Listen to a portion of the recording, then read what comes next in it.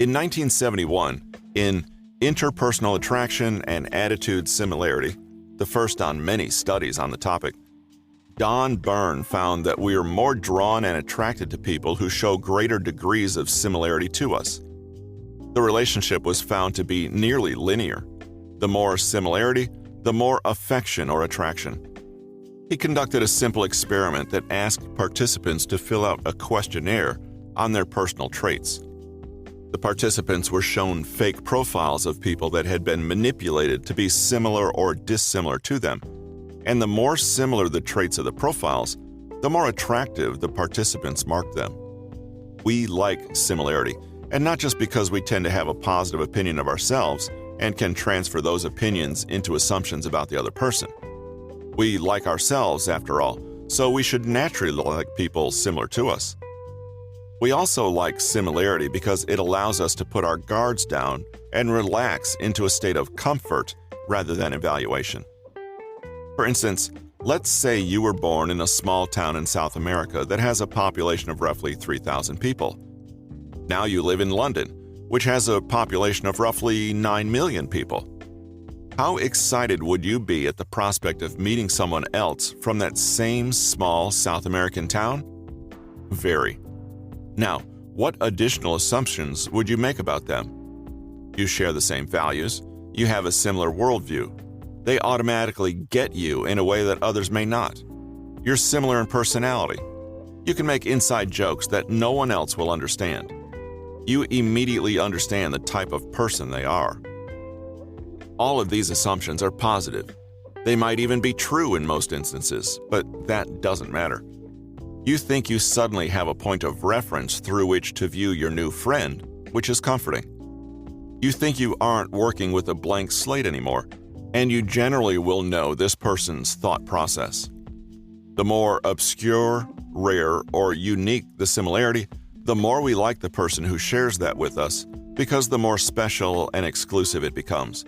These are all important factors in likability. We like people who are similar to us in background, attitude, and opinions. Just like in a previous chapter, you can't wait for the possibility to present itself, such as randomly seeing a university's mascot in someone's office and then realizing you went to the same college. This means we should always be searching for similarities or creating them. They both take effort and initiative. We can search for similarities by asking probing questions of people and using their answers as the basis to show similarity, no matter how small. Ask questions to figure out what people are about, what they like, and how they think.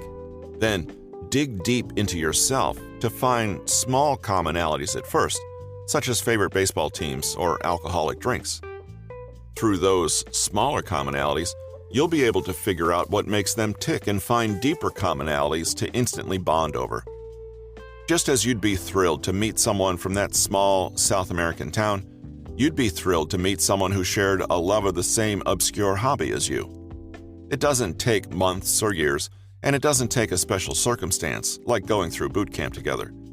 It just requires you to look outside of yourself and toward the universal human experience and realize that people share common attitudes, thoughts, and emotions. You just have to find them. We can create similarities by mimicking people's body language, posture, voice tonality, rate of speech, and overall manner of appearance. These are all relatively superficial and surface level, but they have been proven to work. This is known as the chameleon effect, or unintentional mirroring, and it comes from a 1999 study by Chartrand and Barr titled The Chameleon Effect: The Perception Behavior Link and Social Interaction. They recorded increased rates of liking by roughly 10% when even small aspects of people's physical behavior were subtly mimicked, such as a light touch here or there, or foot wagging. They tended to feel more connection and rapport with more mimicry. It doesn't sound significant or particularly noticeable, but it still has quite a large effect in likability for something that required little to no effort. The chameleon camouflages and changes its colors to suit its environment, and we're met with more social success when we do the same. When you sit across from someone, Sit how they sit and arrange themselves. If you're standing, adopt their same posture and foot stance. Meet people where they are and match their emotional tone. If they're excited, try to get to that level. And if they're tired, restrain yourself to that level. Become the chameleon and blend in and meet people's physical and emotional tones. It seems that any semblance of familiarity, similarity, and appearing non-threatening allows us to take our shields down and let out a deep breath of relief. A more relaxed and comfortable state overall. Sometimes we know we're seeking something similar, but it's mostly a subconscious signal for us to allow ourselves to open up and relax. Suffice it to say, it's probably difficult for likability and friendship to occur if people can't yet feel comfortable enough to let their guard down. If you can cultivate feelings of similarity and combine them with an air of equity in your friendships right off the bat, the foundations for friendship will have been laid. 3 stages of friendship. The third foundation for a real friendship is to understand what we're actually looking for in our relationships. Most friendships are tentative or probationary. You get put on some sort of outer circle of friendship until you prove yourself, at which point you get moved into an inner circle of intimacy. Other friendships are purely out of convenience, and both parties seem to know it. Sometimes we confuse acquaintances for friends and assume we're closer than we really are. Whatever the case, it's clear people tend to create unofficial tiers of friends in their lives. In the inner circle are your dearest friends and family members. In the circle further away from that are your other friends you might see 4 times a year. Outside of that circle might be your acquaintances, faded friendships, or business contacts you would only call upon if you had a clear reason to. Outside of that circle might be everyone else you know and don't devote any thought to at all. Suppose people have those same 4 concentric circles of friends. It's clearly easy to get into the first 2 levels, and even a 3rd level where you're a friend that is occasionally seen. But what about that elusive inner circle? How can you reach that level of friendship quickly and reliably with new and old friends?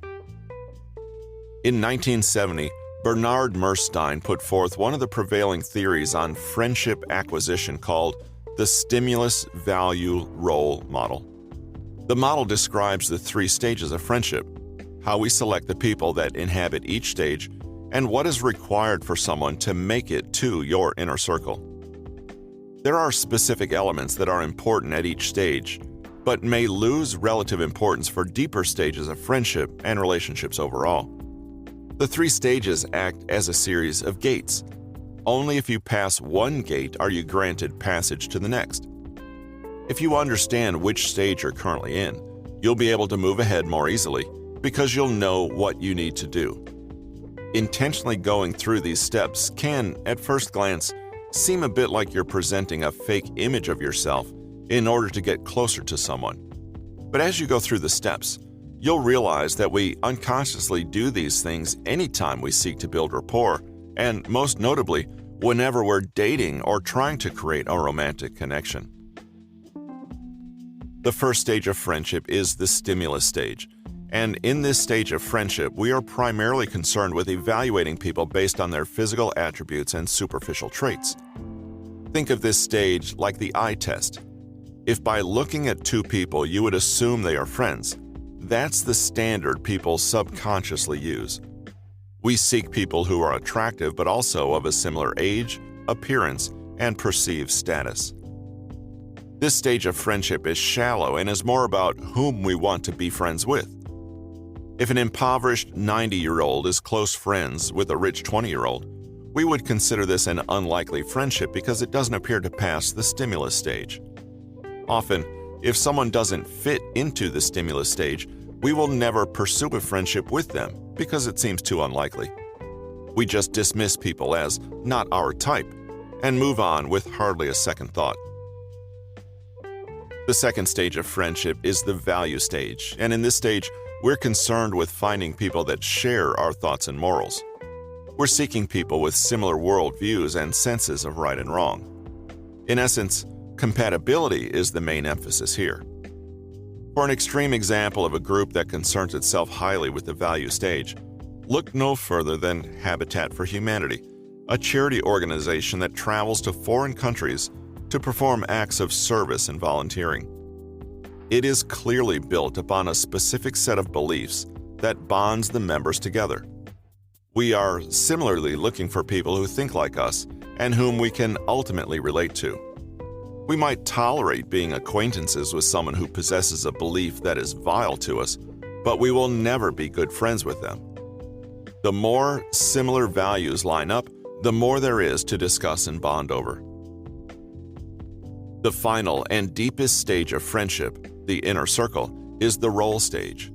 This stage of friendship is based on how people will complement us in working toward a shared goal.